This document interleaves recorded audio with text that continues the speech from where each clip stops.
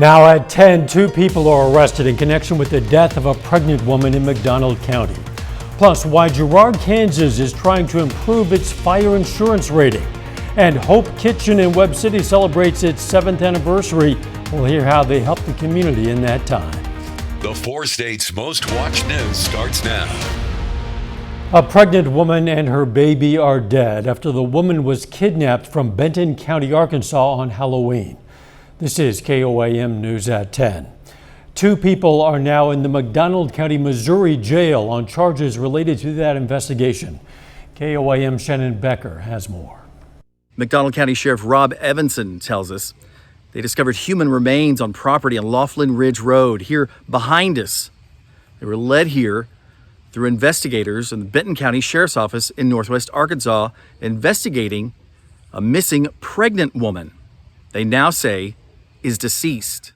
Amber Bush, 31 weeks pregnant, left the Maysville, Arkansas handy stop with a woman named Lucy Monday to a job interview in Bentonville. She never returned. Today, Benton County Sheriff's Office say in a press conference, Lucy was really Amber Waterman. We believe that Lucy was a fictitious name, an invented persona, and that Amber was the real person. Amber Waterman and her husband Jamie Waterman are being held on kidnapping charges in the McDonald County, Missouri jail.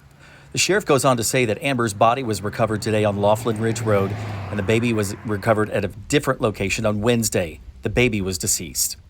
We can expect the Watermans to both be charged with additional crimes, including 2 homicides. Investigators in Northwest Arkansas don't know if charges will be filed in Missouri or Arkansas, but they believe they will be federal charges.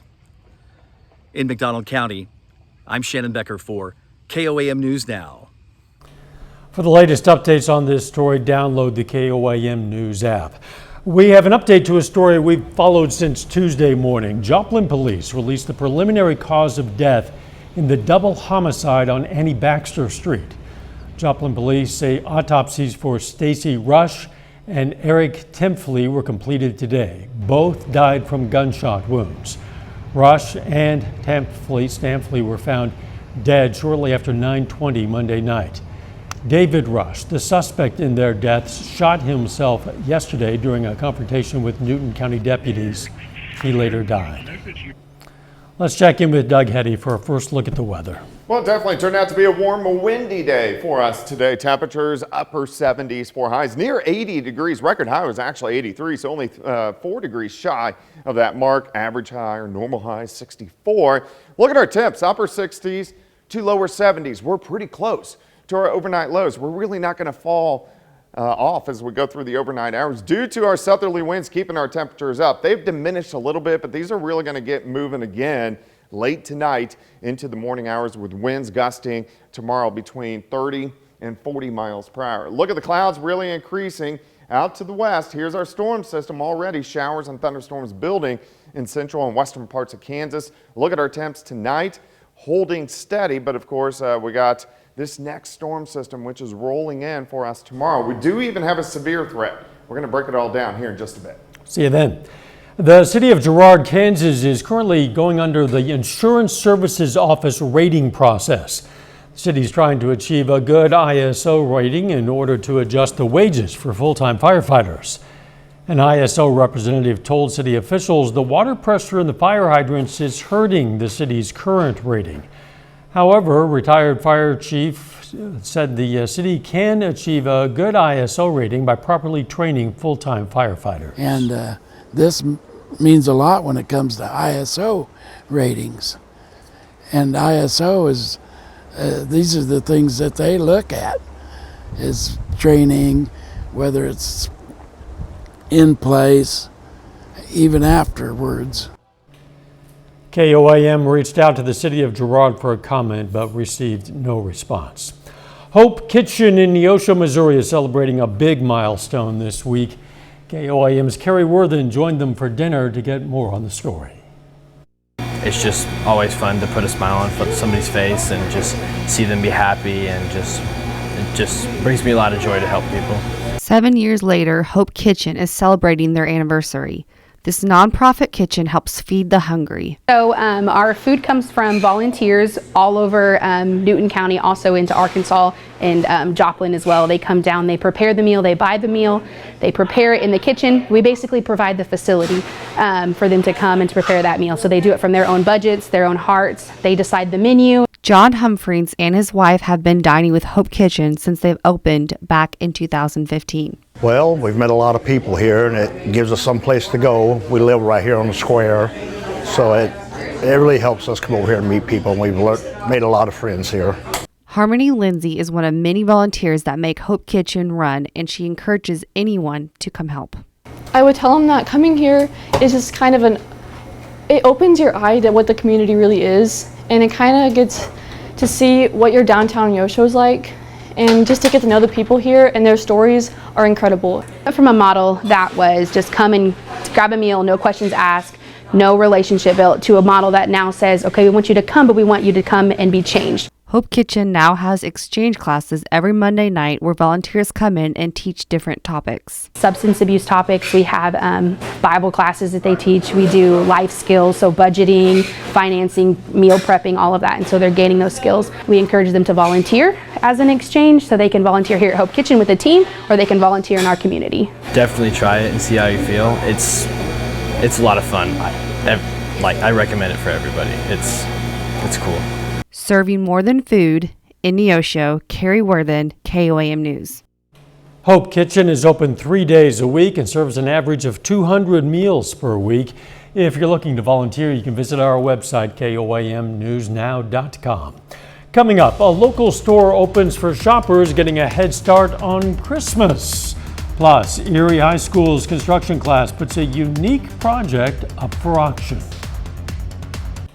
Southwest Missouri Stores opening its doors early for Christmas shopping. The Country Closet in Carl Junction announced it's hosting a Christmas open house through Saturday. It allows people to shop for Christmas decor, clothes, and gifts. There's a lot more to choose from. You might not know what you want to buy, and you have more variety. You can look around and find something that is good for whoever you're looking for.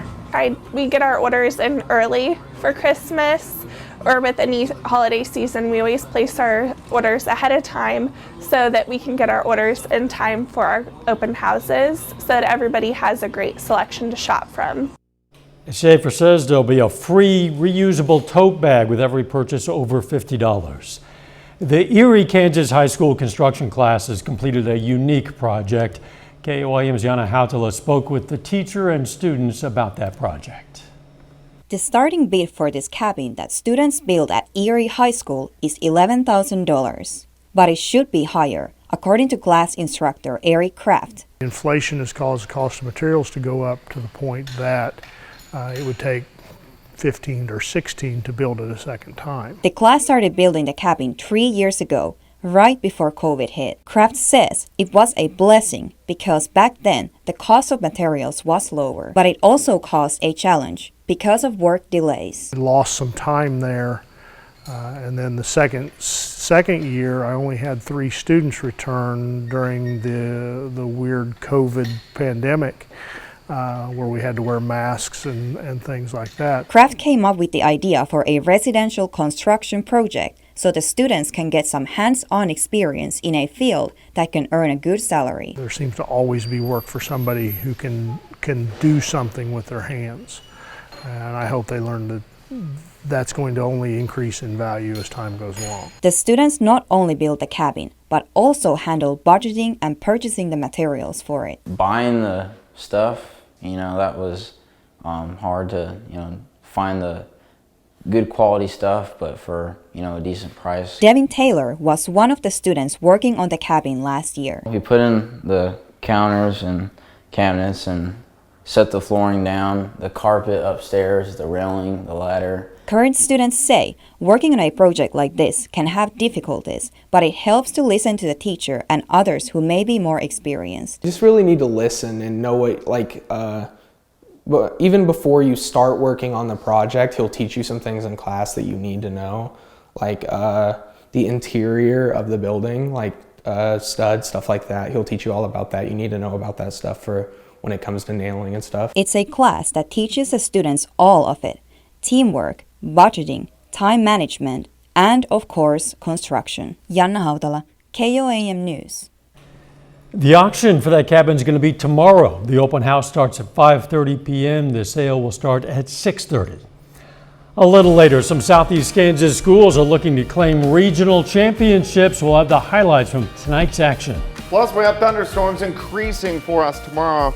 We're going to give you all those details coming up next. Hey, it turned out to be a nice warm day for us today. Windy day as well. Winds gusting 30 to 40 miles per hour. Those winds are going to stay up as we go through the overnight hours tonight and then again into Friday. Clouds increasing now. Nice shot of indigo sky, casino and resort. Also 7th and range line. Can't see the clouds, but the clouds are filtering in. 70. Humidity is at 65%. Look at the winds.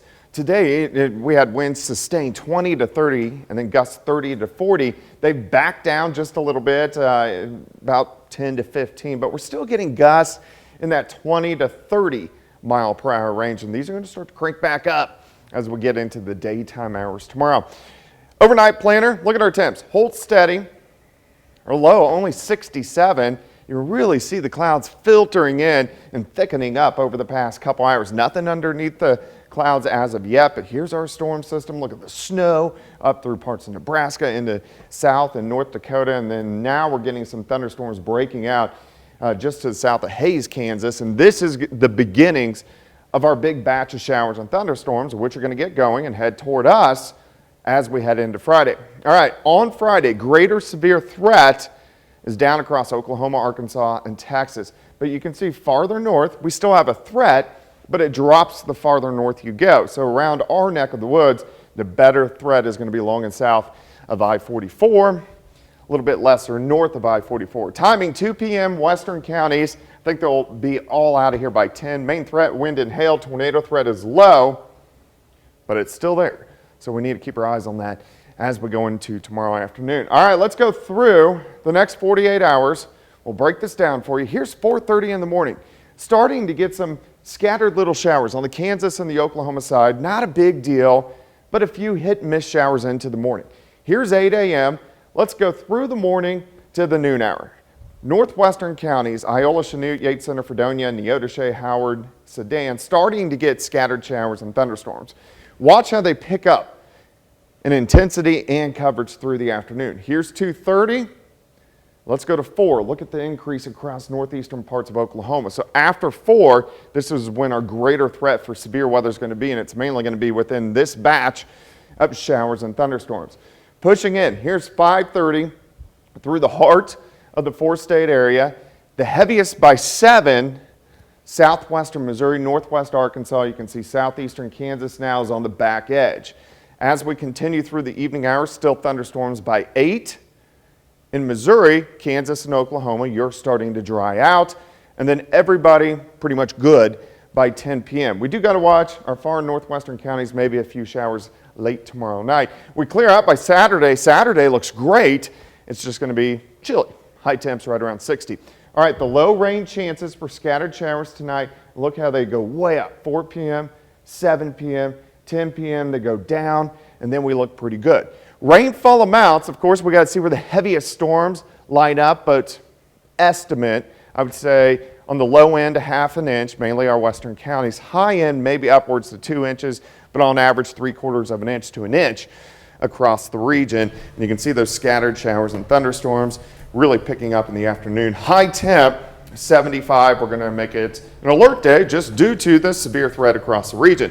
Saturday, Sunday look pretty good. A few showers Monday into voting Tuesday, and then some stronger thunderstorms again rolling in next Thursday, late Thursday into Thursday night, cooling us back down by next weekend. But I'm just happy to see rain in the forecast and not be as bored as I've been over the past few months. We certainly need the rain. We'd prefer it not come on the high school football games. That's true. You know, what do you do? Yep. Thanks, Doug. Still ahead, the Pitt State Gorillas aim to earn the outright MIAA Conference Championship this weekend on the road against Washburn. And it's regional championship week for Kansas high school football. Jacob Leonard joins us with the highlights from Galena, Chanute, and Colgan coming up.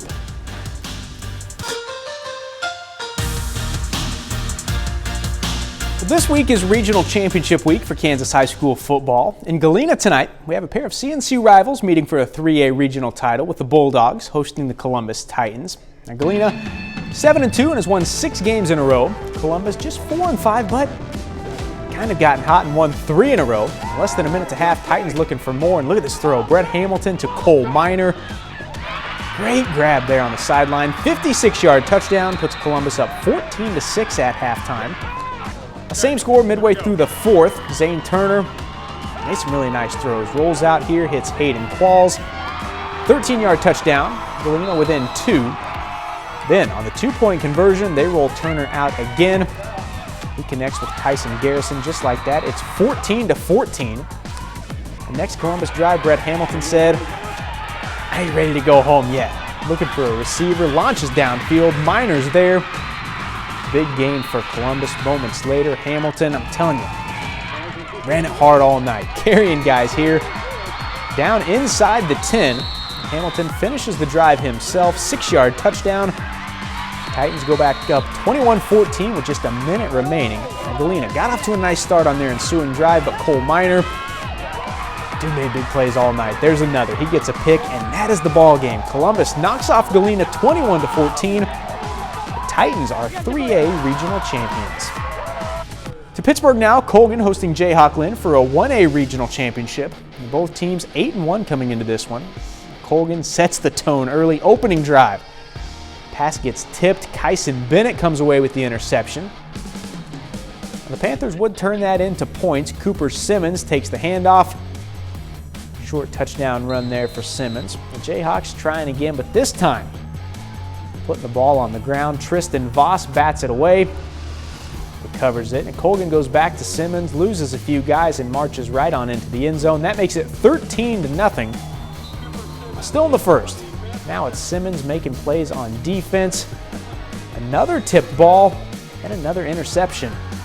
Panthers starting to pour it on. Tucker Harrell keeps it here, finds space, and takes it in for the touchdown. It's 20-0. Colgan forces 4 turnovers in the first quarter alone. They hammer Jayhawk Lynn 40-8.